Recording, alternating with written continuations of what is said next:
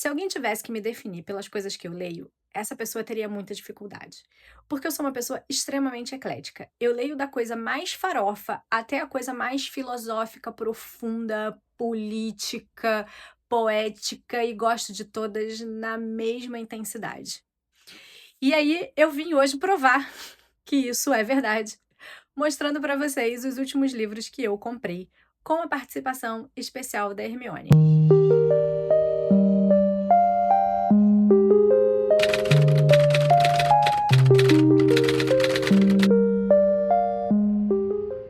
No começo do ano eu tentei me enganar, dizendo que, eu não ia comprar nenhum livro até a Bienal, e que 2 depois da Bienal, eu não ia comprar mais livro nenhum. A quem eu estava querendo enganar? Eu nunca vou parar de comprar livros, esta é a verdade, né. Dito isso, vamos às comprinhas dos últimos meses. Na verdade tem coisa aqui diante da Bienal também. Me rendi e comprei numa promoção da Amazon, que não foi no Prime Day, foi antes do Prime Day, o Casas Estranhas do Uketsu, né, que é esse cara super estranho, que ninguém conhece o rosto, né, porque ele é um escritor, um YouTube que só aparece mascarado lá no Japão e tal. E, quando esse livro apareceu a primeira vez, eu fiquei super interessada, depois, o cara é um escritor de horror e eu não curto muito isso, até que pessoas que eu conheço que são tão medrosas quanto eu, leram o livro e falaram que, não tem nada de horror, tem uma outra coisa, né, mais pesada, mas não tem nada de horror. Mas o que eu achei, bastante curioso, né, que o livro todo tem as plantas, assim, das casas, né, que são as tais das casas que têm coisas estranhas e tal. Em um bairro residencial tranquilo em Tóquio, uma casa chama a atenção de um casal que está prestes a ter seu primeiro filho. A construção é relativamente nova, bem iluminada, perto de uma estação de trem com o entorno arborizado. À primeira vista, parece ser a opção perfeita. No entanto, um detalhe intrigante faz com que hesitem. No térreo, entre a cozinha e a sala, existe um espaço misterioso. Em busca de explicações sobre o que pode ser aquilo, os potenciais compradores entram em contato com um escritor fascinado por ocultismo, acostumado a ouvir histórias de fantasmas e experiências estranhas. Auxiliado por um conhecido especialista em arquitetura, ele se debruça sobre a planta baixa do local e logo descobre que, na verdade, a casa esconde outros pontos bizarros, portas duplas, quartos sem janelas, cômodos com disposições estranhas, que os fazem perceber que a situação é mais aterrorizante do que eles imaginavam. O que será esse espaço misterioso e por que ele existe? Quem seriam os antigos donos da casa que desapareceram de forma tão repentina? Que coisas horríveis teriam acontecido ali? E seria realmente possível descobrir o segredo por trás de tudo? O escritor e seu colega não conseguem resistir ao desafio de ir atrás dessas respostas, mas mal sabem que podem acabar se deparando com uma realidade macabra e inesquecível. Aí no dia que o livro chegou, eu comecei a dar uma lidinha, assim. E aí realmente, assim, primeiro que é um livro que é muito fácil de ler, assim, né, tem muitas plantas, muitos diálogos, enfim. Então eu acho que vai ser super rápido. Mas você realmente fica com vontade de saber o que tá rolando ali, né. Se vai me decepcionar ao final ou não, não sei, saberemos, mais pra frente. Esse aqui eu já mostrei num outro vídeo, no dia que ele chegou, que é o Sem Tempo a Perder, da Ursula Le Guin, reflexões sobre o que realmente importa, que é um compilado de textos dela, que ela começa a escrever num blog. Ela vê o Borges, eu acho, fazendo um blog, e daí ela resolve fazer um blog também. Então são textos, assim, sobre muitas coisas, parece que ela fala bastante sobre a questão do envelhecimento aqui, enfim. Então tô bem interessada, já li também uns 2 textos, assim, e gostei bastante. O terceiro livro que eu comprei, eu vi no YouTube, não me lembro, eh, no perfil de quem eu vi mais de uma pessoa falando sobre esse livro. É um livro que a gente compra direto com o autor. O autor é o Luan Barbosa, que é um escritor da Paraíba, e o livro se chama Cabrito da Peste.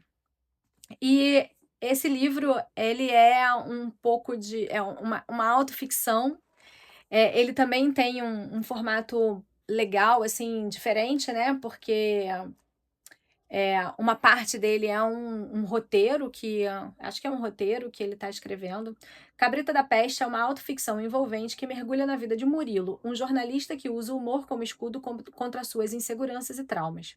Em suas sessões de terapia, Murilo enfrenta seus medos mais profundos e é desafiado a revisitar um antigo roteiro de série que escreveu, Cabrita da Peste. À medida que a protagonista Lindalva, uma sertaneja destemida, se mistura com a narrativa de Murilo, ele se vê confrontado com as barreiras emocionais que o impedem de confiar e se abrir para novas relações. Entre risos e reflexões, Murilo explora a sua própria psique, revelando o que realmente esconde por trás de sua fachada irônica e ansiosa. Então, achei muito interessante porque, até pelo que eu vi, assim, a terapeuta dele é que faz ele revisitar esse roteiro, né? E não sei se ele leu o roteiro para terapeuta, enfim. E ela começa a trabalhar as questões dele, então, a partir desse roteiro que ele escreveu. Eu achei a premissa bem interessante. As duas pessoas que eu vi falando desse livro tinham gostado muito. E eu tô muito curiosa para ler. Aí, antes da Prime Day, logo depois da Bienal, eu descobri que eu, como professora, tinha um desconto na Dublinense. E eu deixei de comprar alguns livros na Dublinense da Bienal. Eu adoro a Dublinense, né? Toda vez que tinha a Primavera dos Livros aqui no Rio, eu ia lá basicamente para visitar o estande da Dublinense. Eu gosto deles não só porque eu gosto dos livros que eles publicam, mas eu acho o atendimento deles maravilhoso. Eu acho que eles têm uma paixão realmente assim pelos livros e todas as vezes que eu fui para a Primavera dos Livros, eu saía de lá com os livros que eu não conhecia, que eles tinham me indicado, e até hoje eles nunca erraram. Eu sempre gostei de todos os livros. Então, eu resolvi aproveitar o meu desconto para comprar alguns livros que eu já queria e acabei comprando 2 livros que não estavam, né, não estavam ali no meu radar, né, mas que eu acabei achando interessante. Então, eu comprei 5 livros. O primeiro é o Natureza Urbana, da Joana Bertolo. Eu tenho um outro livro dela que chama Ecologia, que eu não li ainda, que é uma distopia. É, eu achei esse aqui bem interessante. Ao se ver sozinha, de repente, diante de um mundo imenso, uma mulher decide se livrar de tudo o que não é essencial. Sem afazeres e reduzindo suas necessidades materiais, agora ela se dedica a contemplar a paisagem urbana que a cerca, ressignificando sua relação com a natureza, que se infiltra pelos desvãos da cidade. A partir de então, passa a perceber o que sempre escapou ao seu olhar apressado. Achei isso muito, muito, muito, muito interessante. Também é um livro pequenininho, né? Então, assim, acho que é desses livros de ler num dia. Comprei 2 livros do Afonso Cruz. Eu nunca li nada do Afonso Cruz, eu tenho muita curiosidade. Então, eu comprei o Vamos Comprar o Poeta, né? Que também é pequenininho. Numa sociedade dominada pelo materialismo, as famílias têm artistas em vez de animais de estimação. É nesse cenário onde cada espaço tem um patrocinador, cada passo é medido com exatidão e até a troca dos afetos é contabilizada, que uma menina pede ao pai um poeta. Com humor e leveza, Afonso Cruz conduz uma narrativa para fazer pensar sobre o utilitarismo e o papel da arte em um mundo onde tudo precisa ser mensurado. Então, assim, uma temática né, que eu gosto muito.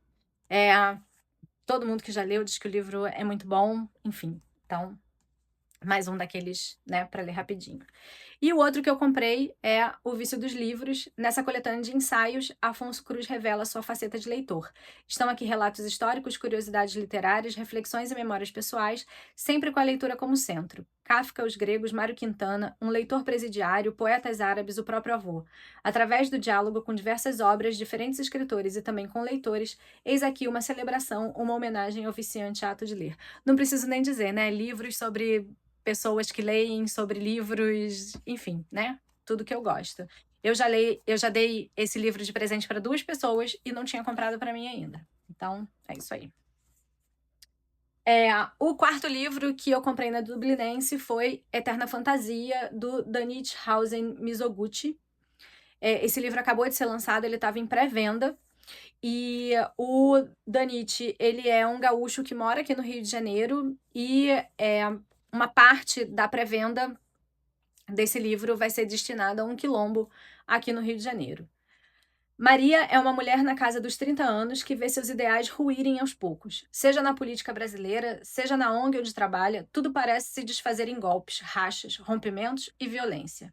Enquanto as crises parecem cercá-la por todos os lados, o encontro com Sofia surge como oportunidade para experimentar radicalmente a força vital da amizade e do amor. Me pareceu interessante, assim, um livro que eu acho que é ambientado aqui no Rio, né? Então eu fiquei bastante curiosa, assim, quando eu vi. Na verdade, esse livro aqui foi o que me motivou a ir até o site da Dublinense para gastar o meu cupom de desconto. E aí, o outro que eu achei lá, que achei interessante, foi As Sete Mortes de Evelyn Hardcastle, de Stuart Turton. Dia após dia, um homem acorda em meio aos preparativos de uma festa em honra a Evelyn Hardcastle, na mansão Blackheath. Dia após dia, em um corpo distinto. Cada hospedeiro é uma nova chance de descobrir o culpado pela morte da estrela da festa, que se desvela durante o luxuoso baile de máscaras. Além da confusão da viagem do tempo, os segredos transbordam e nenhum movimento é simples, pois as regras do jogo não estão claras e reviravoltas acontecem a todo momento. Achei interessante, né? Curti. Bom, aí no Prime Day eu só comprei dois livros no Prime Day. Duas coisas não, porque, enfim, eu compro material de limpeza no Prime Day. Mas eu comprei a edição especial da Vida Invisível de Ed La Rue, que só vem em agosto. E eu comprei A Sociedade do Cansaço, que nem estava com uma promoção tão boa assim, mas eu vou ler junto com o pessoal do Partenon, da Fernanda Oliveira. Eu já li A Sociedade do Cansaço no Kindle, no meio da pandemia, e aí, assim, enfim, foi uma leitura que não foi uma leitura profunda, eu não tava, sabe, tipo, você não tá muito mergulhado, e esse é o tipo de livro que precisa ser assim, no papel, porque preciso rabiscar, então isso também me deixava agoniada, porque eu tava lendo e eu não tava rabiscando, sabe, assim, eu tava até marcando as coisas ali no Kindle, mas, enfim, gente, papel. Gosto de papel. Então é isso. Então tô bem animada para reler esse livro. E agora acho que uma Flávia diferente também, né? Eu não estava num momento muito bom, assim. Então eu acho que agora eu vou absorver um pouco mais. Bom, e aí eu na semana retrasada, eu acho, depois da Bienal, eu vi alguém falando de um livro da editora Inê que me interessou, um livro de ficção. E, enfim, botei o livro na lista, aquela coisa e tal, e aí de repente passou um post pra mim da Inê dizendo que eles estavam fazendo um bazar e que tinham livros ali até com quase 70% de desconto, enfim. E aí eu comprei realmente livros com preço muito bom, né? Então, livros que foram pelo menos com 50% de desconto, né? Então, os preços estavam muito melhores do que já estiveram e muito melhores, inclusive, do que na Amazon. Eu comprei, então, As Coisas Como Elas São, uma iniciação ao budismo comum. Quando o fervor de maio de 68 arrefeceu, um rapaz alheio a tudo, depois de correr e vociferar, teve uma experiência de todo distinta daquelas que haviam feito e que ainda fariam parte da sua vida. Ele descobriu o budismo na sua essência, nu, imóvel, vazio. Não sabia colocar em palavras aquilo que vivia, tampouco reconhecia o budismo. Como foi-lhe possível? Estava além do alcance da linguagem. Uma porta se entreabriu, um sopro passou, a porta se fechou. Mas ele já não era o mesmo. Hervé Clerc, que era tal jovem, nos apresenta o budismo não mais por meio da exposição da doutrina, senão pelo relato de uma experiência original. O budismo que ele encontrou não foi tomado de cultura alguma. Um objeto como este tem a vocação de perder seu nome, como um alimento bem digerido, cuja substância se integra à nossa. Hervé Clerc chama-o de budismo comum. Nessa antiga visão do mundo, encontram-se ainda hoje instrumentos e materiais para reconstruir uma casa coletiva. Achei muito interessante. Eu me interesso muito pela filosofia do budismo, e achei que isso aqui era o mais próximo, assim, do que eu poderia ler realmente sobre o budismo como uma filosofia de vida, sem a questão da doutrina. Eu já li alguns livros de budismo e tal, mas sem a questão da doutrina, sem que se fale da religião que se tornou, né? Então, o budismo realmente como essa filosofia ali do comum, sabe? Do dia a dia. Então, já li até as primeiras páginas, assim, e curti. Aí comprei 2 livros dessa coleçãozinha que eu achei bem interessante. O primeiro é Por que o Liberalismo Fracassou, do Patrick Denning, e o outro, O Liberalismo em Retirada, do Edward Luce. Esses livros são livros ali entre 2017 e 2020, mais ou menos, né? Para provar para vocês que, de fato, eu leio de tudo, né? Em O Liberalismo em Retirada, Eduardo Luce apresenta uma instigante consideração acerca do enfraquecimento da hegemonia ocidental e da crise do liberalismo democrático. Luce argumenta que estamos em uma trajetória preocupante, fruto da ignorância do que foi necessário para a construção do Ocidente, da arrogância em relação aos perdedores da sociedade e da complacência acerca da durabilidade do sistema. Atitudes que vêm emergindo desde a queda do Muro de Berlim, tratada pelo Ocidente como um triunfo absoluto sobre o Oriente. Não podemos seguir em frente sem um diagnóstico claro do que deu errado. Luce contrasta a democracia ocidental e seus ideais econômicos que se assentam no pressuposto de um progresso linear, com visões mais cínicas de forma econômica, simbolizadas pela queda no século XIX e a atual ascensão das economias chinesas e indianas, e com o alvorecer de uma nova era multipolar. Combinando reportagem de campo com o inteligente apanhado da vasta literatura já disponível, Lúcio oferece uma análise inovadora de como aqueles que creem nos valores do iluminismo devem defendê-los dos múltiplos ataques que virão nos próximos anos. E por que o liberalismo fracassou? Das 3 ideologias dominantes no século XX, fascismo, comunismo e liberalismo, apenas o liberalismo resiste. Isso criou controvérsias. Isso criou uma situação peculiar. Os proponentes do liberalismo tendem a esquecer que este é uma ideologia e não o estado final natural da evolução política. Como defende Patrick J. Denning neste livro provocador, o liberalismo fundamenta-se em uma série de contradições. Advoga igualdade de direitos enquanto promove uma desigualdade material sem precedentes. Sua legitimidade baseia-se no consenso e, no entanto, desencoraja os compromissos cívicos em prol do privatismo. Defende a autonomia individual, mas deu origem ao sistema estatal mais abrangente da história humana. Nesse livro, o autor adverte: as forças centrípetas que se fazem sentir na nossa cultura política não são falhas superficiais, mas características inerentes de um sistema cujo sucesso está gerando seu próprio fracasso. E aí, na mesma linha, eu comprei também do Byung-Chul Han, Psicopolítica, o Neoliberalismo e as Novas Técnicas de Poder. Eu tô nessa que eu quero ler tudo do Byung-Chul Han. Uma possibilidade infinita de conexão e informação nos torna sujeitos verdadeiramente livres? Partindo dessa questão, Han delineia a nova sociedade do controle psicopolítico, que não se impõe com proibições e não nos obriga ao silêncio. Convida-nos incessantemente a nos comunicar, a compartilhar, a expressar opiniões e desejos, a contar nossa vida. Ela nos seduz com um rosto amigável, mapeia nossa psique e a quantifica, através dos Big Data, nos estimula a usar dispositivos de automonitoramento. No pan-óptico digital do novo milênio, com a internet e os smartphones, não se é mais torturado, mas tweetado ou postado. O sujeito e sua psique se tornam produtores de massas de dados pessoais que são constantemente monetizados e comercializados. Neste ensaio, Han se concentra na mudança de paradigma que estamos vivendo, mostrando como a liberdade hoje caminha para uma dialética fatal, transformando-a em constrição. Para redefini-la, é necessário tornar-se herege, voltar-se para a livre escolha, para a não conformidade. Tenho a impressão que este livro vai explodir o meu cérebro. Já estou adorando. E por último, um dos livros de ficção que me levou a comprar as coisas na Aine, que é o Tempos Interessantes, da Naoise Dolan. Não sei se é assim que fala o nome dela. Ela é uma escritora irlandesa. Quando logo após a formatura, Ava deixa a Irlanda e se muda para Hong Kong por um ano, ela não tem um plano preciso nem sabe o que esperar. Ela logo se vê presa em uma situação que não é exatamente o que imaginava.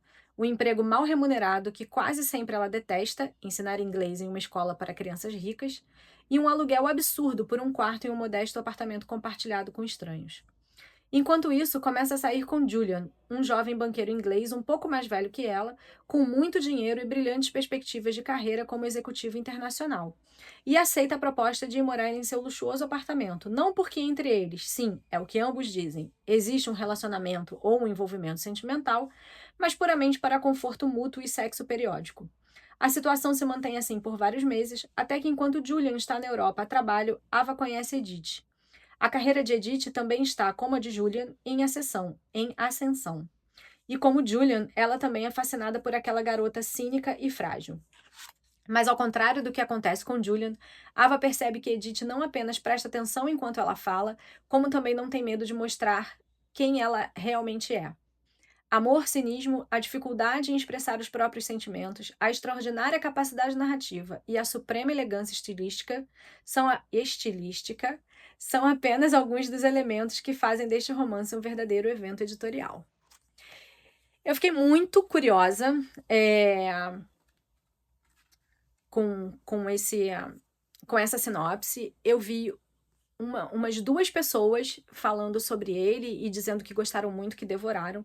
E eu confesso que esse livro chegou hoje, na hora que ele chegou, eu parei e comecei a ler, e quando eu vi, eu já tinha lido, tipo, 40 páginas, e aí eu tive que parar porque eu estava fazendo outra coisa, e eu já tô lendo muitas coisas ao mesmo tempo. Então, assim, acho que vou gostar muito.